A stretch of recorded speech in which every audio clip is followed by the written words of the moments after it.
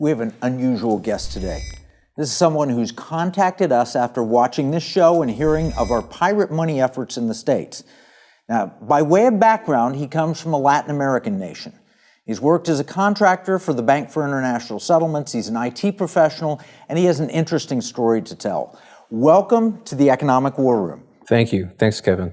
We're going to obscure your background because you're still operating, you're still in the industry, and you don't want everybody to know, that they've got someone in their midst that's actually watching what's going on. But could you tell us just briefly, what's your background? So I'm a software architect. My background is I've been in software development for probably over 20 years, and I've worked in various industries. And the financial service industry is the latest one I've been working in. And I happen to have the opportunity to work with BIS. The Bank for International Settlements, right.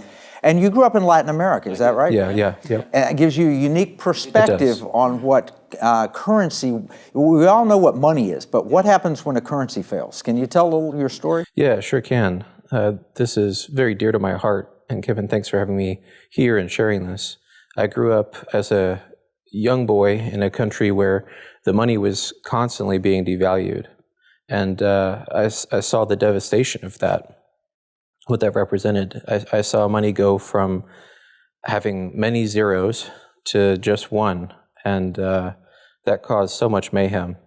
I remember when my mom she would give me money to go to school, to take the bus, and every day she'd have to give me more money than the day before, and that was really difficult for our family. I also remember when my mom would send me to buy bread, and I remember the day that, because I kept seeing the prices go up, right, and I remember the day that I went there and I saw the price of bread because they just cut, they took the zeros out.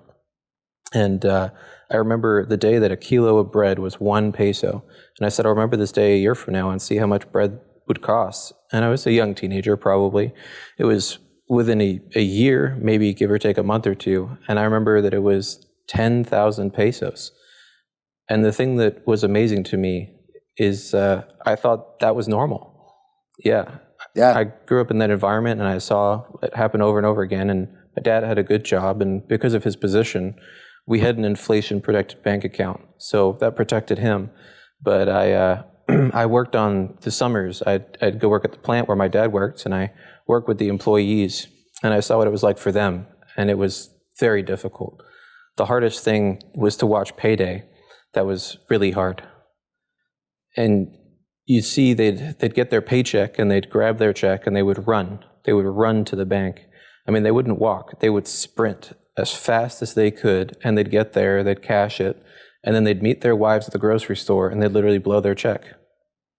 Because the money was, tomorrow it would be worth so much less. Exactly that. That inflation-protected bank account, I want to get to that because I think that may be some of the solution that we're talking about.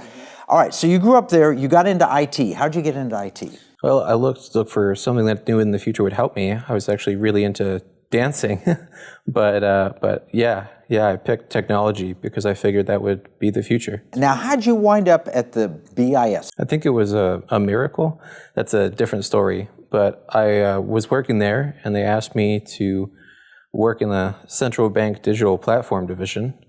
And I was like, oh, that's interesting, because I wasn't really for any of that, but I didn't really have a choice. So my job was to design these platforms, implement them, and present them to central banks. Well, I want to show you a clip of one of the heads of the Bank for International Settlements. I want to get your thoughts on it. Go ahead and roll that. Our analysis on CBDC, in particular for the use of general use, we tend to establish the equivalence with cash, and there is a huge difference there. For example, in cash, we don't know, for example, who's using a $100 bill today. We don't know who is using a 1,000 peso bill today. A key difference with the CBDC is that central bank will have absolute control on the rules and regulations that will determine the use of that expression of central bank liability. And also, we will have the technology to enforce that. Those two issues are extremely important, and that makes a huge difference with respect to what cash is. So there we have it. August Carstens, who is one of the top leaders at the Bank for International Settlements, and they hired people like you. Did he mean it? Absolute control? Is that what they're intending? Absolutely. That's what they mean. I've been in meetings with high-level bankers, central bankers in different countries in hot mic moments. You can hear their discussions of how they're planning on controlling people within their countries through these technologies. Controlling people. Yep. You didn't say controlling money. They're using money to control people. Yes, exactly.